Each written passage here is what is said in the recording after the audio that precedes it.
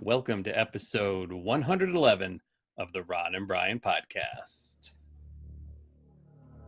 I am a real American, fight for the rights of every man. I am a real American, fight for what's right, fight for your life.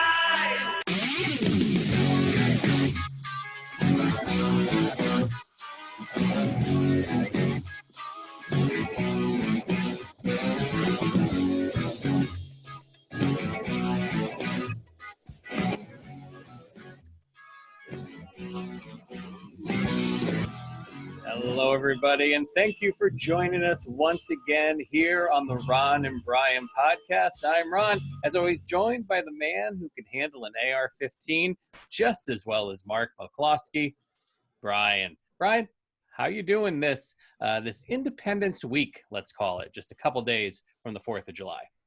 I am doing wonderful, splendid, fantastic. I am ready to be America this weekend. I will be America this weekend. Are you going to go America all over everyone's asses? It's not really the American way. I think America is all about, exploding on everyone's faces. There you go. Well, then let's get started this week with a little drinking. Drink of the week. Na zdrowie. Salud. Drink of the week. Sláinte.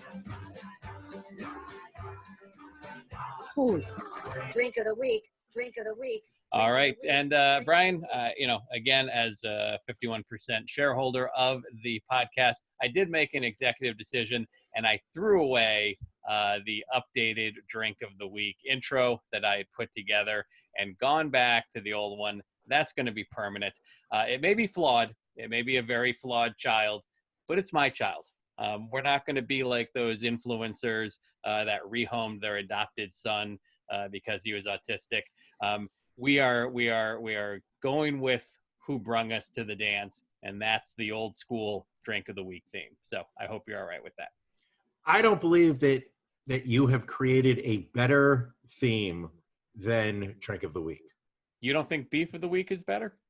Beef of the week is good, but there's something about the up tempo of that drink of the week. It puts me in the mood to have an adult beverage. All right.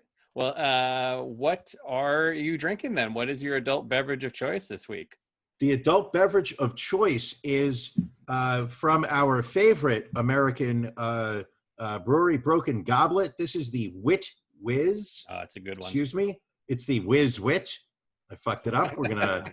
What? You know what? We're gonna cut that out. Sure. Ron, ask me one more time. Our producer Matt will delete that. Of course. He's gonna edit that out. Let's try it again. So, what are you drinking there, Brian, this week? Well, I think it was important today that we went with an American brewery, and so I went with our favorite, Broken Goblet. I'm hitting up the Crowler from Whiz Wit. This is a wit beer coming in at 5.7%. Look at this beauty. Look at that color, Nice the color, texture. nice head on it. I've tried it. Definitely, I think, one of their better ones. Your thoughts on it? Could be their best one. Really? That is high praise. I love a good wheat beer. And right. Hold on a second. You're going back for seconds already. Yeah, that hits the spot. Now, those of you who good. aren't watching us on our YouTube channel missed Brian doing a shot during the drink of the week intro. What did you shoot there? I hit up the Jameson cold brew. Oh, that's right. Maybe bring that bottle with you this weekend. Do you want me to? Yeah. I will bring it. Let me write that down because I will forget. All right. Well, I am drinking, and I've actually, this has kind of been my drink of the choice this week. Also keeping it local, this is the Levante Brewing Company out of Westchester, Pennsylvania. This is Bianco, a Belgian-style white ale. Not a wheat, a white ale from Belgian style. Now, is that because you are trying to make a comment about Black Lives Matter by deciding that you're going to drink a white ale? I meant no such thing. I just have found a new beer that I enjoy, and maybe you can try one this weekend when you come. Now, now by having that as your beer, is this your way of saying that all lives matter? Because that's what I'm hearing. I'm hearing all lives matter coming from you, and I'm very disappointed. That's not quite how it goes, but if you feel that way, I will apologize. This is a teachable moment, and hopefully we can just move forward from there. Teachable moment, teachable moment. Teachable moment. All right. Speaking of teachable moments, so much ugliness this week for This Week in Racism. This Week. in Racism. racism. I think this might be a first this week, Brian, in that there was so much racism over the past week that eventually I just got disgusted and stopped writing them down, because it was literally disheartening, the volume of it that we had since last week. But I actually feel energized by it. Really? I've said it before, many episodes ago. I believe back when we were, what was it, episode 14, I believe it was, where I said that to truly move forward as a society, we need to uproot all of the off the radar, under the radar racists. We need to bring these people to the surface and have them behave how they truly want to behave, and not walk around life acting fake and phony, meanwhile being racist under the surface. I think you're seeing I think you're seeing the racist whites who are feeling like the control of the world, the control of society slipping through their fingers, and are not having a good time realizing that it's possible that they are going to not be in the same position of power that they have been for the past 400 years. All right. Well, let's read through what I was able to read this week. I like when I go on a tirade and you literally just you literally respond by doing this. Okay. What? And then you do. I mean, I felt you were perfect. I had nothing to add. I'll take it. All right. So in Wilmington, North Carolina, 3 police officers were fired after conducting a routine video review was conducted, and it found a 2-hour-long, quote, accidental recording from one of their patrol cars in which they fantasized about killing Black people. Oh. Yeah. Manchester, Connecticut, 27-year-old Matthew Lemelin and his 28-year-old brother Michael were arrested after trying to run over a group of Black teenagers and using racial slurs against them. Going to Tennessee, Hamilton County District Attorney General Neil Pinkston has asked the Tennessee Bureau of Investigations to look at the May 23rd arrest of Reginald Arrington Jr. by Hamilton County officers. Video of the arrest shows Arrington handcuffed on the ground while the officers beat him with their batons. Going up to the northeast in Groveland, Massachusetts, a Black woman driving in her own neighborhood was followed by an older white man who eventually stopped her to ask what she was doing in the area. He then told her that he didn't feel safe with her driving around his neighborhood. Police are now looking to charge him with disorderly conduct and disturbing the peace. They did not release his name, but the Boston Globe has confirmed his identity as Paul Burkhauser, and the internet is going to work on Paul right now, definitely trying to dig up everything they can on him. Can I take back what I said earlier at the beginning of this bit? This is not progress. This is not going through the rough growing pains of to a post-racist world. This is just fucking ugly, ugly human beings treating other human beings terribly. Yes. And I know that you've just hit the iceberg. Like you're working your way down. It's only going to get worse. That's about the midway point right there. Yeah, it's just that is awful. Keep going. We're going to go out to the West Coast in San Francisco, where a white couple blocked a Mexican-American man from entering his own apartment complex, saying, quote, they would not let a criminal into their complex as they needed to protect it.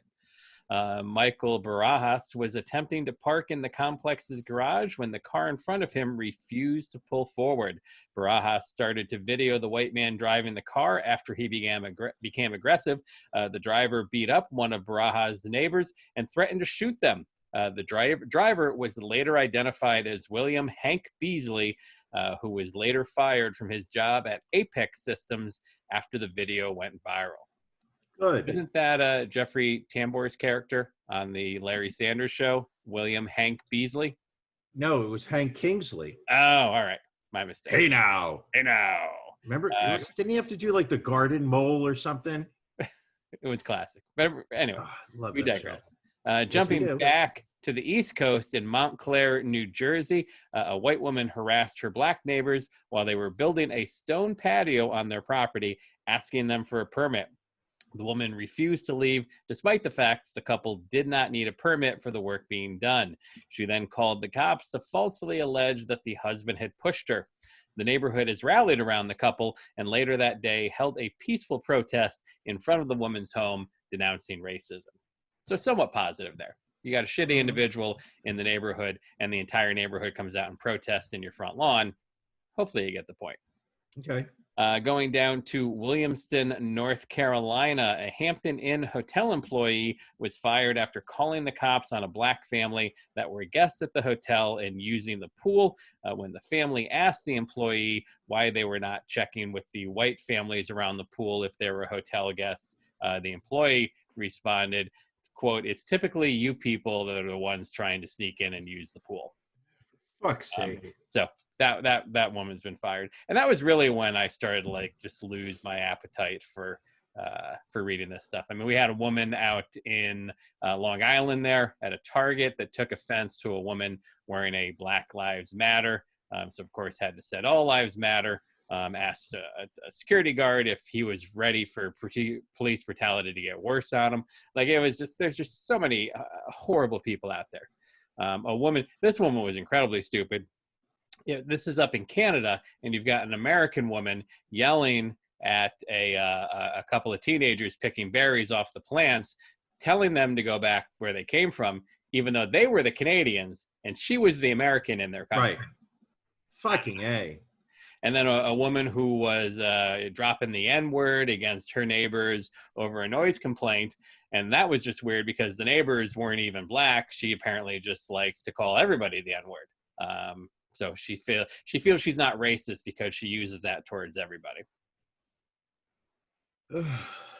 So that's where we're at in This Week in Racism. Do you still feel upbeat, Brian? Do you still feel we're making some progress?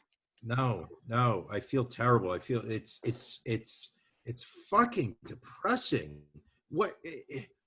Listen, you've spent a significant amount of time over the past 2 years that we've done this podcast focusing on racism. Why do you think that the behavior seems to have escalated in terms of severity and frequency? I mean, I think the easiest thing to say is that I think people feel emboldened because they see, racism on the government level. They see, not just the president, but I think we see members of Congress and, others like that feel it's okay to denounce immigrants, African Americans, Mexicans. I mean, it's across the board. I think there's a lot of crazy people out there. I mean, again, we've talked about it. It's I think a lot of it is is mental health. People just don't know how to deal with reality anymore, and they lash out at people in the most hurtful way they know how. Right. I mean, I'm sure these people would probably yell at you for being Jewish. We yell at just as they yell at minorities with whatever is going to offend them the most. Right. I don't think there's an easy answer, but it's depressing to see how much worse it seems to get. And again, it has. When everybody was staying home, it was fine. And then literally we reopen a few businesses and people are just going at each other's throats again. I also think that the death of George Floyd and seeing the outrage in the Black community, as well as, and at least as long as I can remember, the contribution to the recent protests by white Americans, like this past month was certainly not about Black people protesting in America. It was about Americans of all different races and ethnicities protesting about the militarization of the police, the lack of discipline and control on the police nationwide, and I think that has emboldened a lot of the racist whites. Well, in the sense that they kind of feel like they've been sold out by some of their own. I will agree with what you said at the beginning of this segment, where there are people out there, racists, that are afraid that that white people are losing their grip on controlling everything in this country, which frankly is a good thing. I mean, we've had this country for however many years, and look what the hell we've done with it. So I believe it's time to let some other people run things. I believe it should be done based on merit. We should be electing the best of the best and put them in positions to be making decisions that affect society as a whole. Can't argue that. All right, let's air some other beefs.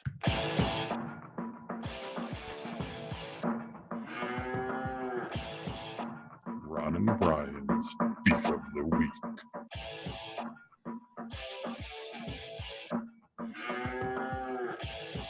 So you honestly feel Drink of the Week is better than that one? Take back what I just said. That is a perfect fucking musical accoutrement. Once in a lifetime, I feel, with that one. Once in a lifetime.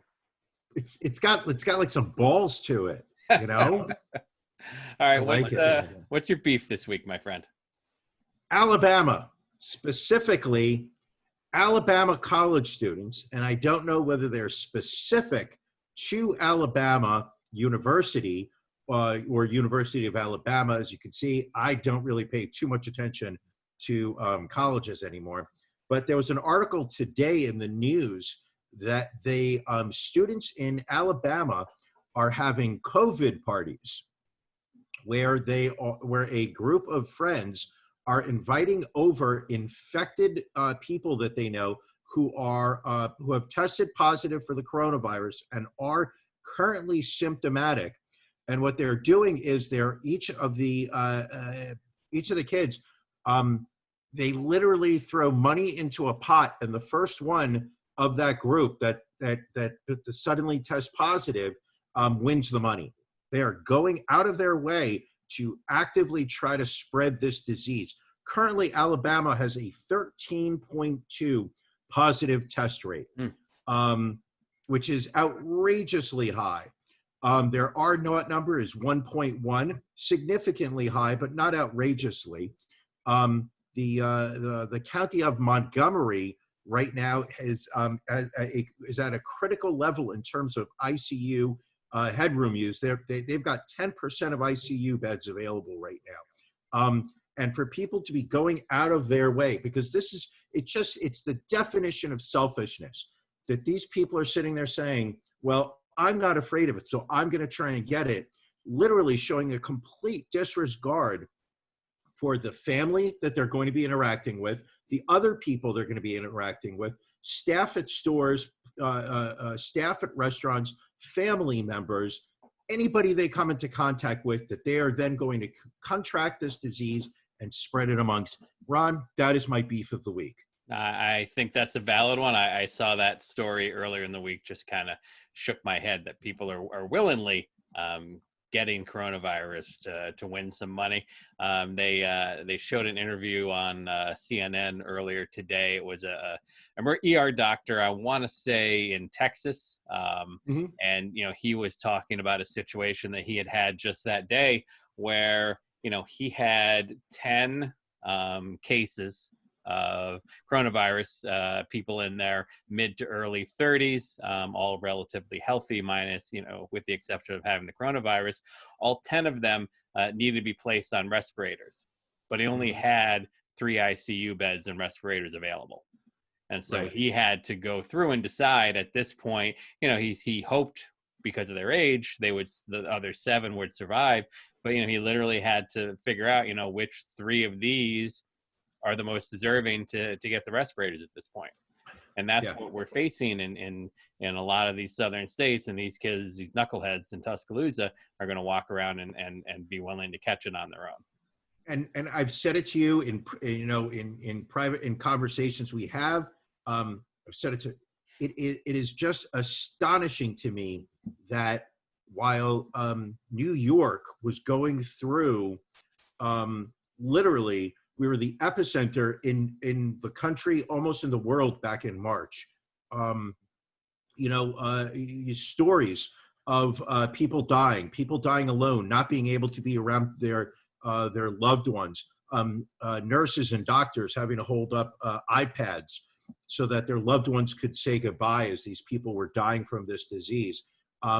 Forklifts, literally carrying corpses out of hospitals into refrigerated trucks parked outside because the morgues were filled. The fact that the rest of this country watched what was going on in New York and literally sat there and said, meh, We'll be all right. yeah. And like they learned nothing, and now they're bringing it upon themselves. Fuck them all. That's my beef. All right. Ron, a valid one. What's bothering you? My beef, I don't know is if it's as serious as yours, but it feels serious to me. If you're going to mention that you got stiffed on an online spice order, I will be very disappointed in you right now. No, my beef this week are podcast hosts who feel it necessary to restaurant shame their podcast co-host. And I will say the wife and I were out today. Yes. Running some errands. Yes. Partook in a delightful lunch outside. Really? At a cozy little spot called the Cheesecake Factory. There's nothing wrong with that. Someone who might be on the other side of this podcast threw shade on us and our choice of restaurants. I'm not sure what you're talking about. I mean, I feel like you denigrated the Cheesecake Factory name via text to me, and it was hurtful. It was very hurtful, and that's my beef. I mean, again, you're entitled to your opinion. This is America, momentarily still. And right. That's fine. That's how you want to be. When the good Lord comes to get you. To me, it's the fact. For me, it was the fact that I am aware. You don't have a job. You're not working. Thank you for pointing that out yet again. You had mentioned earlier this week that your wife had had taken the week off. So I just thought to yourselves, maybe that you had like a pretty nice little Thursday plan. Maybe you were going to go to Home Depot, buy some wallpaper, maybe get some flooring, stuff like that. Maybe Bed Bath and Beyond. I don't know if you're going to have enough time. But then you come back and you said that you went to the Cheesecake Factory. Now, this is my issue with the Cheesecake Factory, and this is where I will shame you. Hit me up. Is that you consistently tell me of really good single owner restaurants that you and your wife go to. I was disappointed that you went to a chain restaurant. Just because of the location in the area that we were. It was convenient. I've eaten at the Cheesecake Factory. Good, not great, but from the way it sounds, you have great options. We do have great options, but this was the option we chose. And listen, there are servers at the Cheesecake Factory that have to earn a living too. Our server mentioned we were the very first table that she waited on since coming back to work after having been shut down during the pandemic. Please tell me you and your wife were coughing. Please, as soon as she said that, please tell me you guys started coughing. We did not do that. We are not those people. But you had the opportunity to do it. Well, she was wearing a mask, so she would have been safe. Well, since we already started talking about it, we might as well go into our coronavirus stories for the week. Again, much like racism, the coronavirus stories are piling back up, much like the case numbers But I thought the coronavirus is going to vanish this week, just like racism. I think we keep hoping that it'll go away. I mean, it's very warm, so you would think it would go away, but it's not. But we're getting better, right? We are not getting better, it would seem. How? But Europe is getting better. I saw that Italy is now suddenly allowing foreign travelers in, which I think is great progress. I'm really looking forward to going to Italy. That was your cue to point out that America is not on the list of countries that Italy is allowing travelers from. Well, we can't go anywhere in the EU now. I mean, they've just said, you know what, it's not safe. I don't think China is accepting us right now. I was reading some statistic today, and I think that they were looking at like the EU, China, Italy, and that they currently had a rate of infection 1.7 times that of the United States, but they also have 20 times the number of people. Like when you really break down the statistics as to number of cases versus number of people, listen, we are finally number one in something. We couldn't get there in education, healthcare, gross capita per employee. But we can lead the world in coronavirus cases and coronavirus deaths. No one can touch us. There's not anyone in the world, I think, within shouting distance of us. No, we got that. We got it. That's ours. But we are going to continue to argue about the fact if we should wear a mask in public or not. Like this is, the expression of picking the hill that you want to die on. Like this is literally the hill people are willing to die on, is just wearing a mask. And listen, I won't argue, wearing a mask, especially in July, not the most comfortable thing in the world, but it's literally the least that you can do to help somebody out. And as somebody with the coronavirus antibodies, I don't think that I could be taking another step that is showing my selfless behavior than wearing a mask, because I'm saying to somebody else, I don't think I have it on me, but I want to make sure that just in case you don't. And I was reading today, they did an analysis of 172 studies across the world, and it found out that using a mask or a respirator might reduce the risk of getting infected to 3.1% compared to 17.4% without a face covering. It is utter ignorance. And it's ignorance on the part of the general American public by turning their back on face masks. 100%, I blame Donald Trump for that. That is 100% his fault. But it is also not just is it the lack of education, but it is also just this almost proud approach that a large portion of this country is taking, that they don't care, that they want to just go ahead and live their lives, and that they're not going to be afraid of something the media is telling them. Right. In fact, one of the stories we saw this past week was a woman out in San Diego, Amber Lynn Gillis, who had... Did you say Amber Lynn? Amber Lynn Gillis.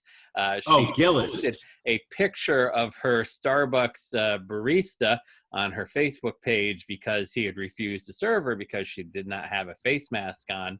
And that actually did not work out well for her. She basically got dragged across the internet, and then someone went ahead and set up a GoFundMe for the barista, Lennon, I believe his name was, to give him a tip for refusing this woman's service for not having a face mask.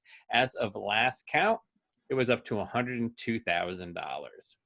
Ooh, I thought that it was. Well, I last saw that it was about 40 grand. It raised 25,000 in 4 days. As of last Saturday, it was up to about 68,000. I've just checked it before we started recording. It broke the 100,000 mark.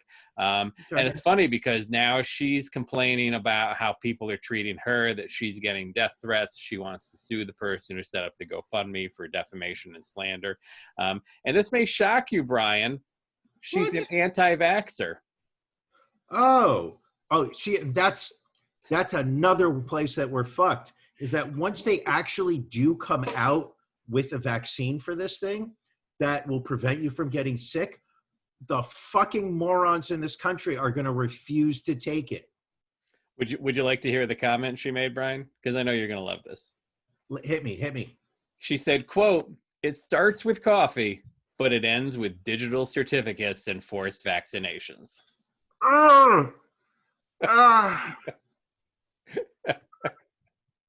Meanwhile, this woman is walking around with a smartphone that is already recording her whereabouts, all of her contacts, storing all of her photos, all of her emails and text messages, and she's worried about digital certificates. Yeah.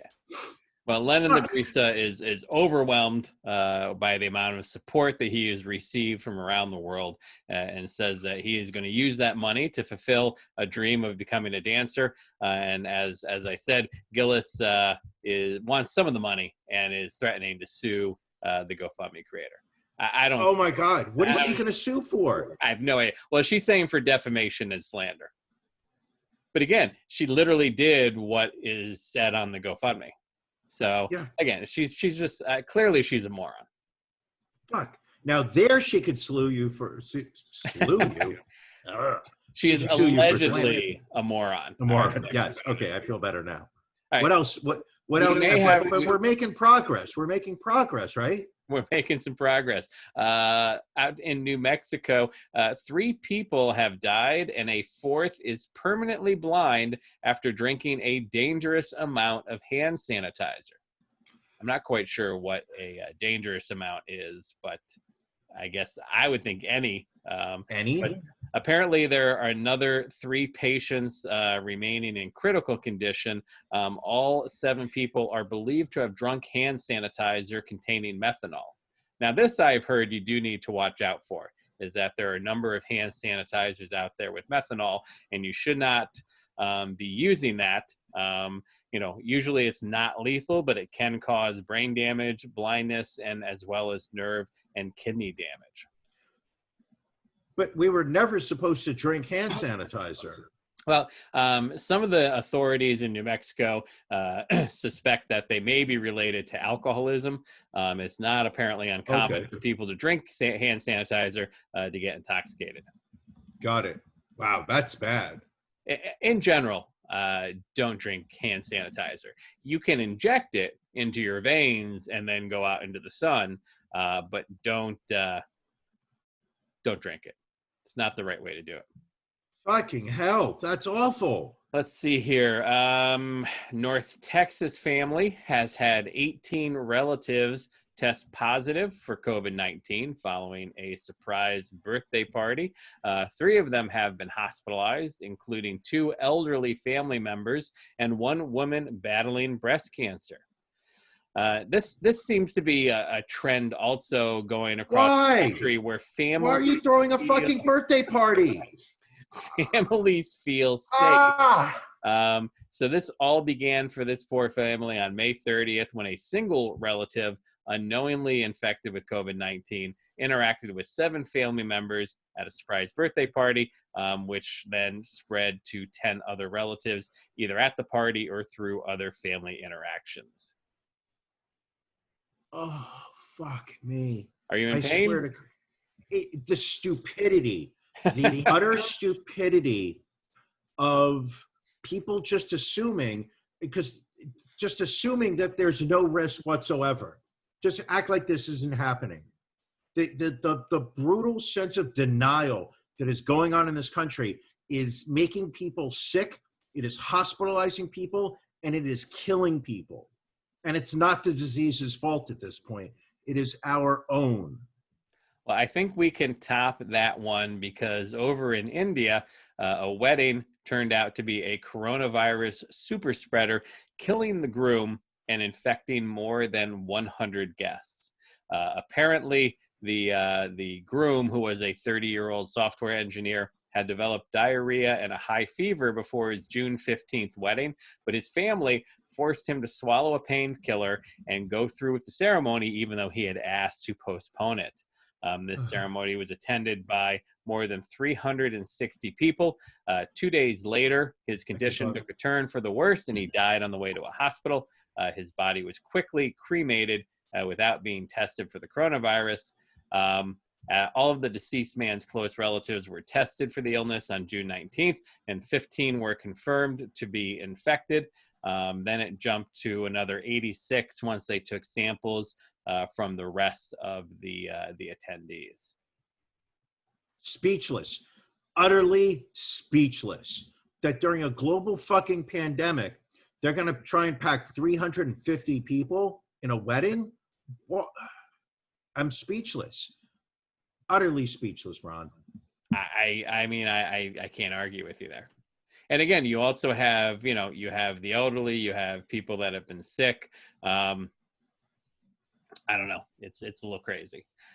Speaking about the masks, there was a Washington sheriff who has gone on record urging residents to defy Governor Jay Inslee's statewide mandate requiring people to wear masks in public, declaring, quote, "Don't be a sheep." This is Sheriff Robert Snazza, a Republican from Lewis County, saying people should break the coronavirus safety order. He did this during a speech in a church parking lot on Tuesday. So this is somebody that we've basically have tasked with public safety. Yes, that would be correct. Oh my God, what do we do? And I know you have more stories. I just know it. I know you have more stories, but what do we do as Americans that are concerned about fellow Americans? I'm all on board for the videos that we see popping up online each and every day of folks out there in the public shaming people that are not wearing masks out there. I think that is 100% fine, and I think we need to continue to keep doing that. Have you done it yet? I haven't done it yet. Neither. I've had opportunities. And it's aggravating. So like we went out to do a little shopping today. And you went to Cheesecake Factory. We went to Old Navy. So I mean there's that as well. And people have the masks, and there's a couple of people walking around with the nose sticking out over the mask, and then someone just had it as the chin strap, and it's just like, and again, it's like, I guess for me, if someone has that level of ignorance, like, is it even worth getting in that argument with them? I don't know, but yeah, you watch those videos and it's really fucking satisfying to watch. I have no answers. But yeah, so coronavirus numbers continue to shoot up here in Philadelphia. We experienced it earlier this week. We were supposed to move to green in Philadelphia tomorrow. They're holding off on that. They are going to what they're calling an adjusted green. They're going to let certain areas, certain things open. I think casinos can open, movie theaters, indoor dining has been postponed again in Philadelphia, and they have imposed a travel advisory for 15 states, basically, the fatal 15, where we see numbers skyrocketing. Mm-hmm. I don't see this ending well for us anytime soon. Well, I don't see this ending anytime soon. It's not even a matter of ending well. It literally is. We are a country of people that are refusing to take the necessary steps to limit social interactions, to limit the potential spreading of this disease. You've got California, the most populous state in the union, as of yesterday, I believe, still had indoor dining. And it seems, it just seems to be completely obvious right now that we have not figured out how to do indoor dining properly. Yeah. Also, and this is to me, one of the just the biggest testaments to our lack of overall organization in terms of just understanding is opening up bars. Why in God's names are bars being opened and allowing people in them? I am seeing so many videos in other states of fucking 20-somethings literally packing bars. Why did my voice go up like And that's what we saw in Florida and Texas, which is why they've shut the bars back down. You know, you can do to go again at the bars, to go cups. But yeah, people were not following social distancing guidelines, just piling on top of each other. And again, I don't blame the businesses, because it is very difficult to control the people. You know, my brother's a restaurant owner up in upstate New York, and he is literally most nights just had to shut down because people don't want to follow the rules for social distancing. And he's like, I'm not going to, and he'll literally just say to people, I'm not going to argue this with you.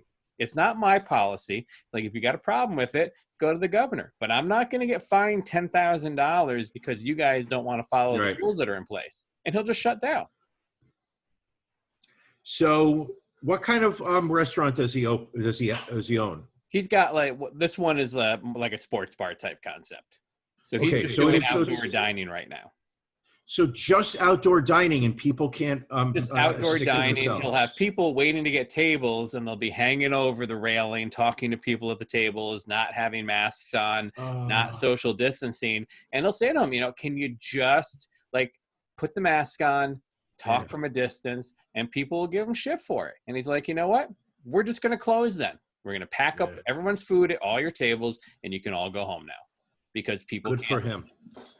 Good for him. It's the only way it's going to work. I mean, let's be brutally honest. I noticed earlier today, New York, the epicenter of America's experience with coronavirus, we're no longer green category. Yeah, we're now yellow. We are no longer considered on track to contain COVID. We are now at a controlled disease growth. And in Pennsylvania, the governor is now mandating masks from the moment you leave your house, because that's what I've been dealing with. But he gave people pretty I guess lenient guidelines. Like, if you're out and you're not around other people, like if you're walking around, if you're you're exercising, you're out at a park and people aren't around, or people are further than 6 feet away, you don't need to have a mask on. If you go into businesses, if you're picking up food, but people just people were not following it. And now he's like, all right, if people are going to act like children, then the government is going to be forced to treat you like children. But we act like children, and we brag about it, thinking that we're being Americans, that this is America. You can't tell me what to do. You can't tell me what to do. I'm sorry. I thought I woke up in a free country today. I thought this was America. So Donnie Trump flip-flopping on masks this week, it seems. Now saying, I love the mask. The mask. Always thought the masks were good. Lone Ranger. Always liked the mask. He liked the way he looks in a mask. How does the mask over your face make you look like the Lone Ranger? Then you're just wearing it wrong. He's a fucking idiot. I mean, we know he's a fucking idiot. So, the mask being one thing, but the other big story this week are apparently these bounties that Vladimir Putin is paying the Taliban to kill American soldiers in Afghanistan. Allegedly, the brief was given to Donald Trump, depending on who you listen to, sometime as early as March of last year, as late as October of last year. But clearly Don has not come out and said anything negative towards Russia. Why is he so fucking afraid to say something negative about Russia? And some people say it's as simple as that he just likes Vladimir Putin. He likes his method of managing. Or, again, could the Russians have something on Donald Trump? Could he be compromised? I don't think so. I genuinely don't think so. I don't think that he operates at that type of actual level. I don't know, and it doesn't make sense to me. But but the thing is this: if Putin was the only dictator that he kissed up to, excuse me, he's a bootlicker, correct? Yes, he is. Trump is a bootlicker. But he does this with all authoritative figures.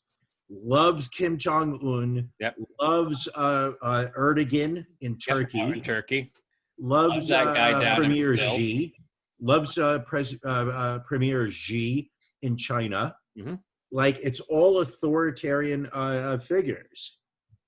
I And think he sees himself in that group. Oh yeah. Like, he doesn't see himself as an American and that's his group. He sees his group as world leaders who are dictators. He wants to be a tough guy. He doesn't want to be respected. He wants to be feared. Correct. And that's the way he ran his businesses too. He never wanted to be respected as a businessman. He wasn't a good businessman. Yeah.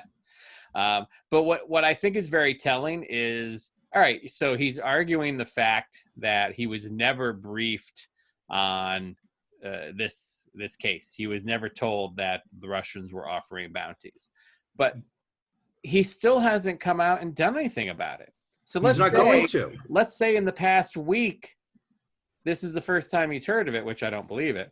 I do believe it. Yeah. I believe that this is the first time he's heard of it. I believe this he's is the paid first attention time. to it. This is the first time that it has been presented in front of him and that he's been forced to actually acknowledge it.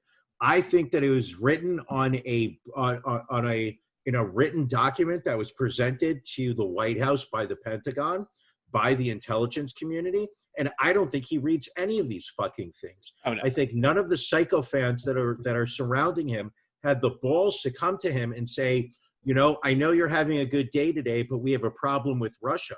I think they all buried it. I think that it was put in front of him in a way that they could say, hey, we gave the information to the White House. It's not on our, it's not on us anymore. And I don't think that he's the kind of person that goes out of his way to absorb information that does not fit within his particular worldview. He does not want to rock the boat with Russia for whatever reason. And can you genuinely say that you believe that he knew about this a month ago?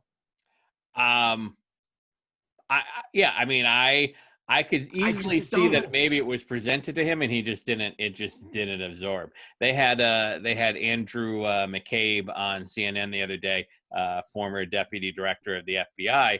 And, he basically said, that it was fairly common knowledge that for these daily intelligent briefings for the president, that if you really wanted him to pay attention to something, like you needed to present something on video, you needed to present something animated, you needed to have like a PowerPoint presentation, because if you were going to expect him to read something, the odds of him reading it, absorbing it, doing anything with it is relatively low.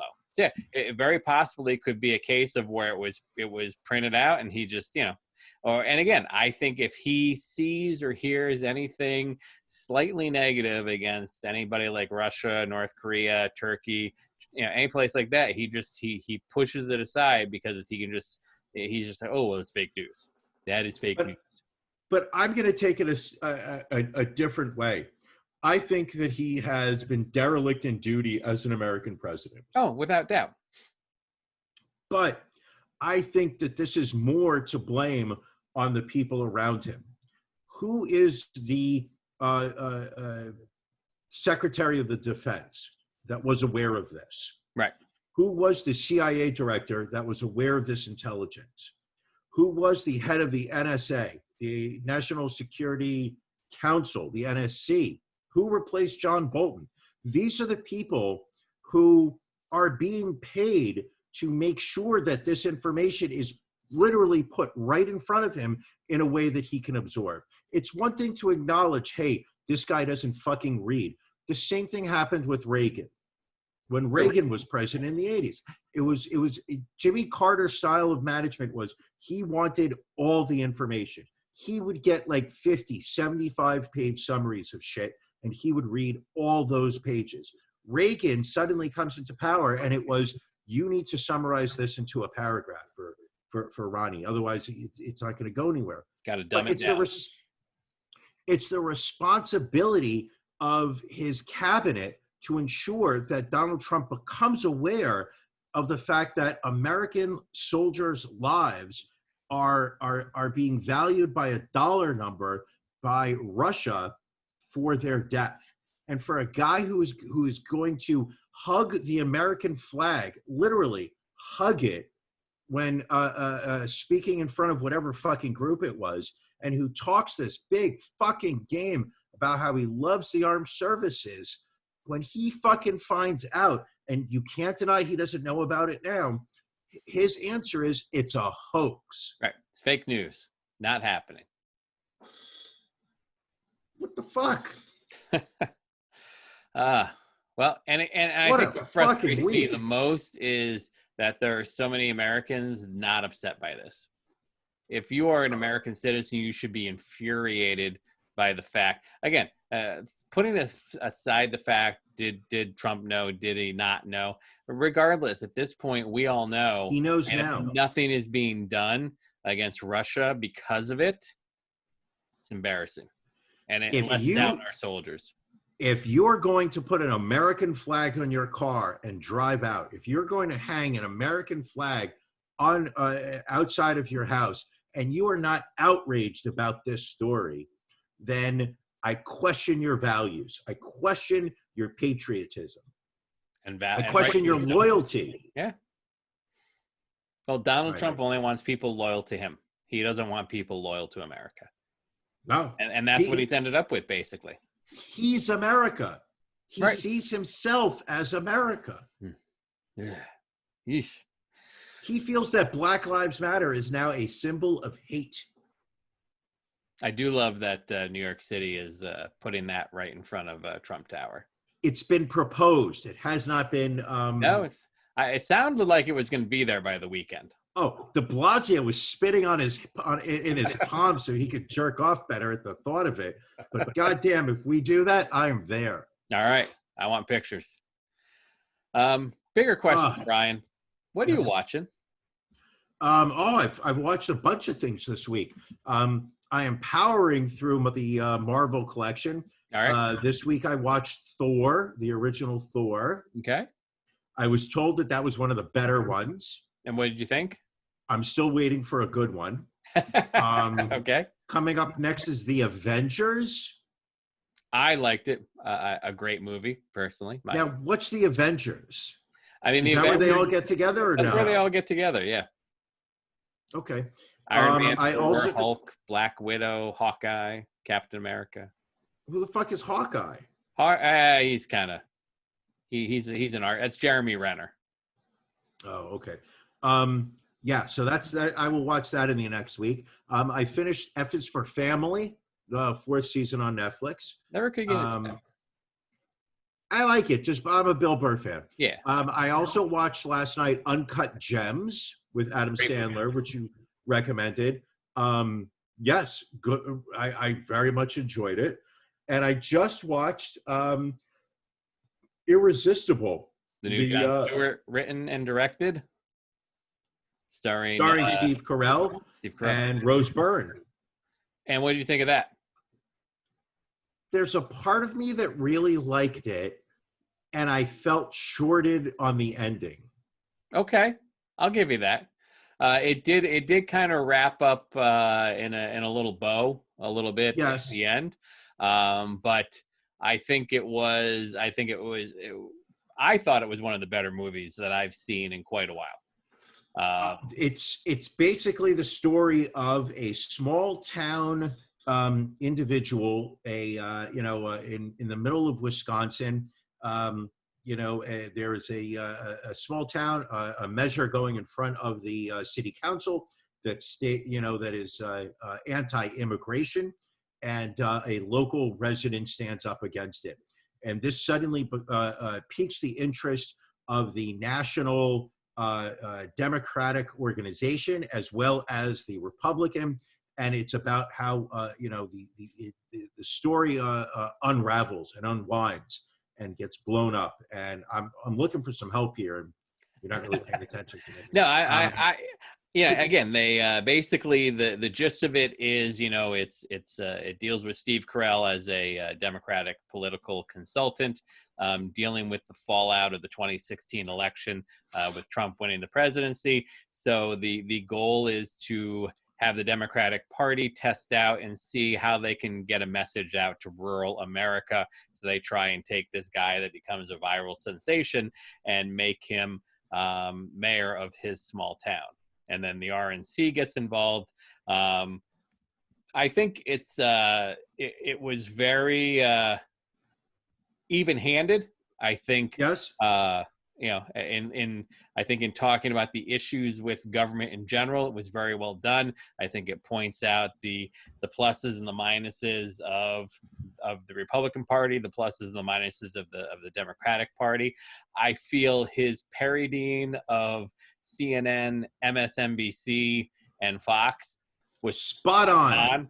Just 100%. I guess maybe that was one of the things that I liked the most about it, is that it was well thought out material. Like he wasn't just talking off the cuff about things. Like this was a well researched film from top to bottom, and he clearly knew what he was talking about. And the hope I think they were trying to push is that we need to fix the things that are wrong with our political system. We need to fix the things that are wrong with media. We need to fix the things that are wrong with social media. Well, I think a lot of it is, one of the messages that I walked away from the movie is how money and big money has corrupted the entire system. It is, it's not enough to sit there and play to your constituents, but you also need to drum up a strong financial backing. And it's those people, it's the people with it's I saw it once again as an attack on capitalism, and I'm all in favor of it. It's the idea of there is no such thing as small town affairs affecting the small town. It's at any opportunity, go reach out to the people, the billionaires, the millionaires, the people with the ability to write a big fat check, and those are the people to cater to, not the people with the votes, because the votes don't really matter. Those people you can force feed, but it's the money that is really going to allow you to be able to do what you want. And that's where the power really lies. It was surprising. It hasn't gotten great reviews. It's only got an approval rating of about 40% on Rotten Tomatoes. On Metacritic, it's got a score of 47 out of 100. I don't know. I think people felt like they wanted more from it, but I was entertained. So was I. Absolutely. I would recommend watching it. Now, what do you think about the big orgy scene halfway through? Unexpected, but titillating nonetheless. You know what? I never thought I was going to see Steve Carell's naked ass. Now I can honestly say I know exactly what it looks like. Made it worth the $20. Yeah. Wink. You know what else I watched this past week was a movie called Guns Akimbo. Guns Akimbo. What is this? That is a 2019 New Zealand action comedy starring Daniel Radcliffe and Samara Weaving. So basically, the gist of it is that there is this underground internet sensation. I forget what they call it. I'm drawing a blank. Schism. That's what they call it. And so basically what they do is they take like criminals or psychos or whatever, and they basically set up death matches between the two of them, and they put it online and they track them through, drones and everything. And so basically it's just a case of, one bad guy trying to kill another bad guy. And so Daniel Radcliffe is just this computer programmer that likes talking shit to people on message boards. So the Right. people who own Schism like hunt him down, they drug him, like they literally bolt guns to his hands and like make him participate in a death match against this woman. This actually, it sounds like Running Man a bit. Very similar, very similar. So it's over the top without a doubt. But quick run. It only runs about an hour and a half. But I'm not a huge Daniel Radcliffe fan, but I found the movie to be very entertaining. I don't know that I've seen anything he's been in. I think he's mostly been in Harry Potter. Well, that's what he's known for. And I know he did that one horror movie too. Which one? The Dark Woman or the Dark Room or something like that. The Black Woman, the Black Lady. Easy. I know he did that indie movie where he plays a dead guy who washes ashore, and his friend uses his body as like a surfboard to get him off a deserted island. Is that a thing? Because that doesn't really sound like a movie. No, that's actually a movie. Okay. I mean, if you want me to look it up, I can, because that's okay. No, I mean, you're a big Daniel Radcliffe fan, and I know you've watched every Harry Potter movie, haven't you? You know, I could never. I've never even read the books. Could never get into Harry Potter. Really? Same thing with Lord of the Rings. Never read the books. Never saw the movies. Just a couple of franchises that I just couldn't get into. Okay. But I digress. Well, then I'm just going to shut the fuck up. All right. You know what else is out new this week? New Unsolved Mysteries on Netflix. Oh, by the way, if I can interrupt you, the name of the movie I was talking about was Swiss Army Man. A hopeless man stranded on a deserted island befriends a dead body, and together they go on a surreal journey to get home. So it's Weekend at Bernie's. Also starring Paul Dano. Why does that name sound familiar? Not Old Country. What was the movie with Daniel Day-Lewis where he is the oil guy? Blood? He plays the kid who, the preacher, Paul Dano. I got you now. I got you. What else this week? Oh, we had some celebrities that passed away. You kind of have to feel for this first one. The gentleman that created the I Love New York logo, Milton Glaser, passed away at the age of 91. But that was quickly overshadowed by the passing of one of the all-time greats in comedy, Carl Reiner, dying at the age of 98. A tough one, to say the least. You knew it was going to happen. You know that you were going to lose him. You knew you were going to lose Mel Brooks. They are Carl Reiner was one of basically he brought comedy to Hollywood, and not there were comedies in the 20s and 30s, but he kind of he helped bring in the golden age of comedy.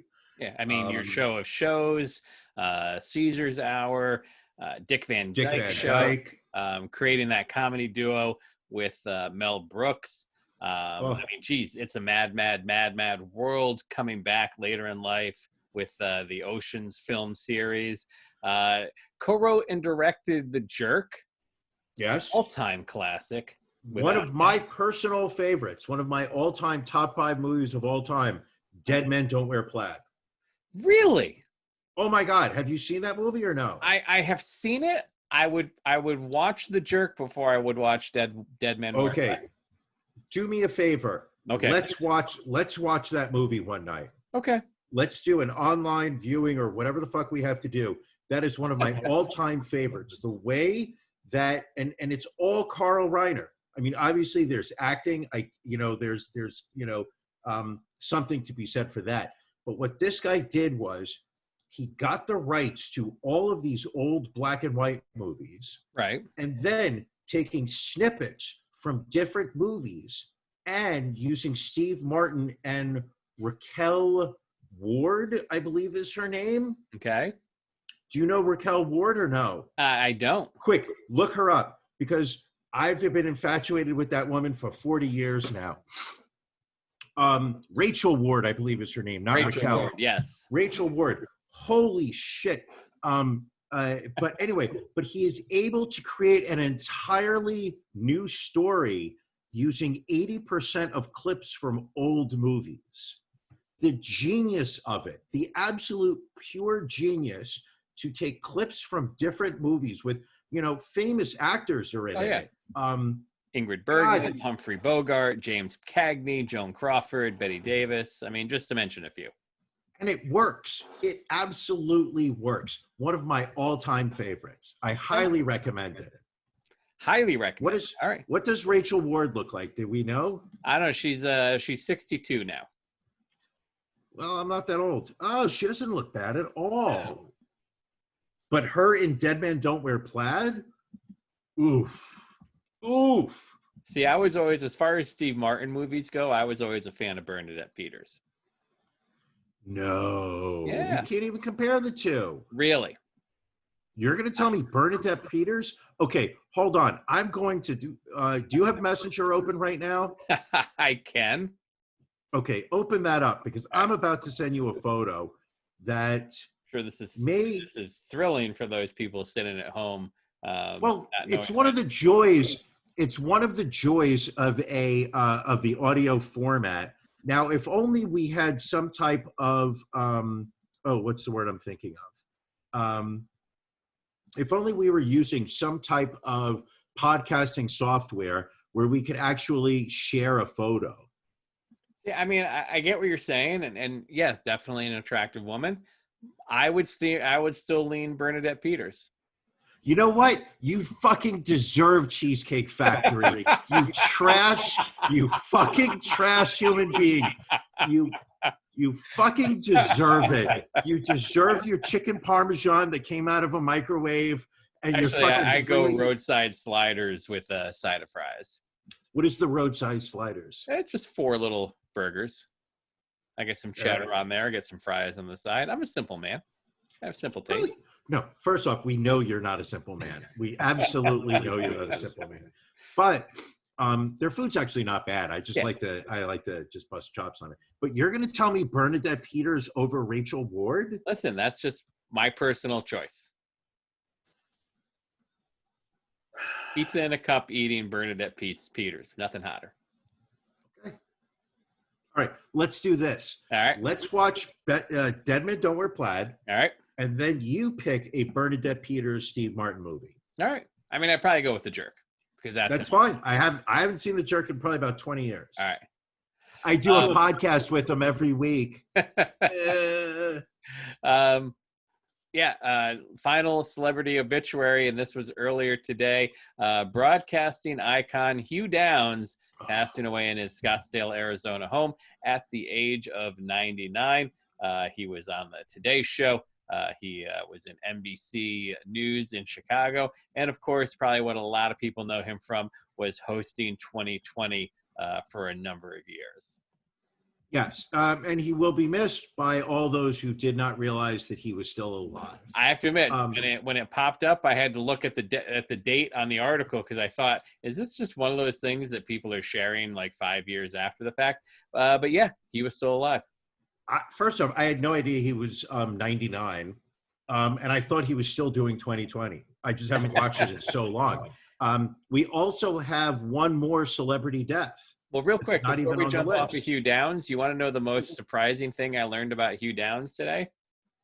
Big dick. Well, possibly, but he helped establish The Tonight Show. He was Jack Parr's announcer and sidekick back in 1957. No way. Yeah, a little something for you. He had a great voice. He did, definitely. Who else joins the celebrity obituary ranks? Ghislaine Maxwell. In advance?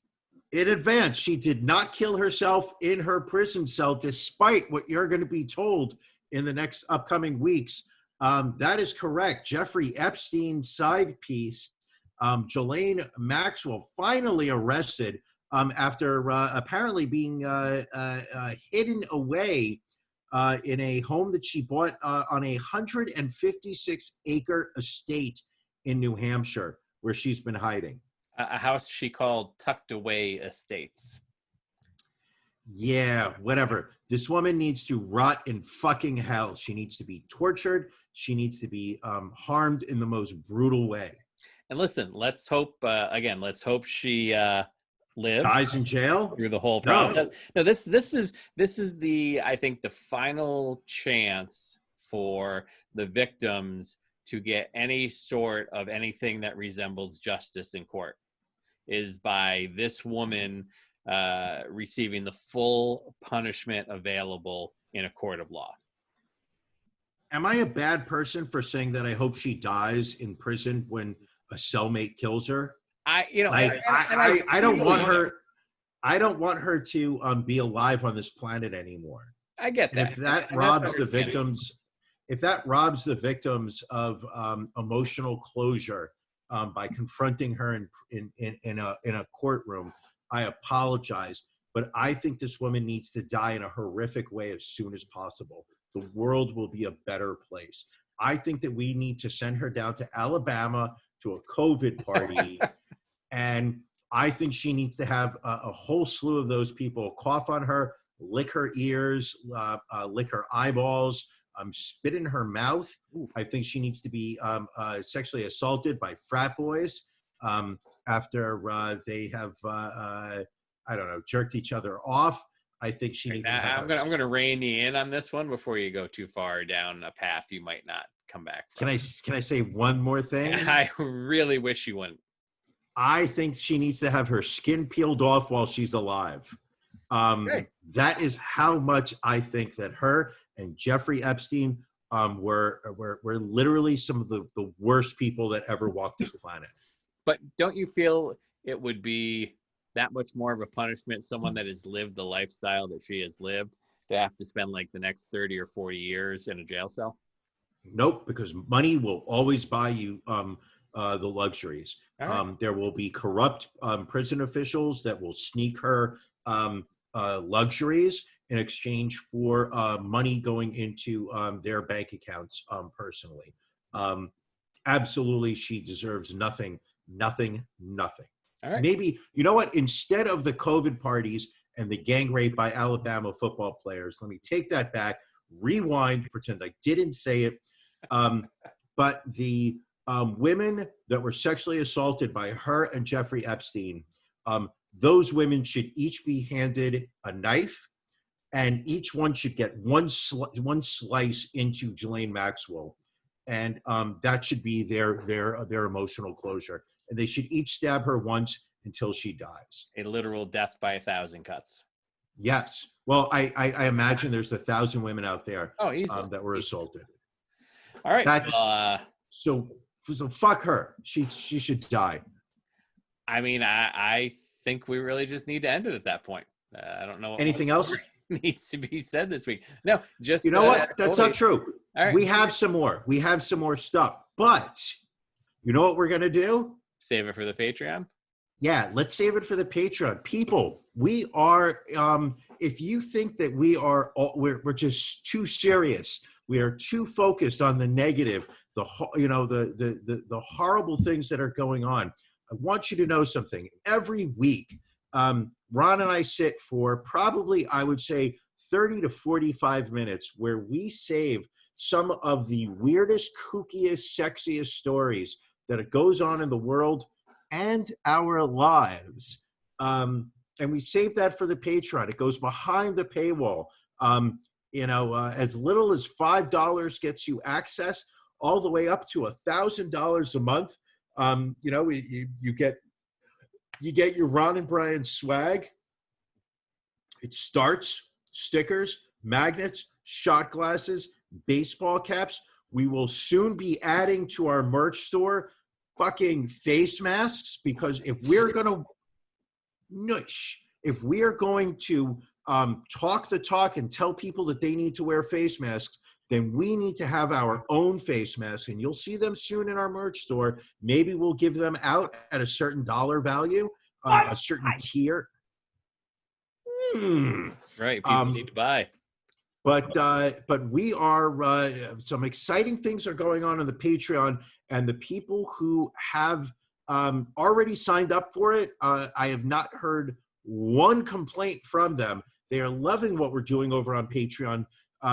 It does not cost a lot. Literally, the cost of a cup of coffee at Starbucks, you can have access to additional content, Ron and Brian, every week. And that's where we're going to get a little wacky this week. All aboard! That's right. So you can hop on yeah. board at ronandbrianpodcast.com. In the upper right-hand corner, there's a little link about becoming a patron. So come on board and join us. Otherwise, you'll just have to wait till next week, till our new episode comes out. Brian, anything additional this week? No, nothing additional. I think I did what I had to do. All right. Everybody have a happy and safe 4th of July. We'll catch you next week.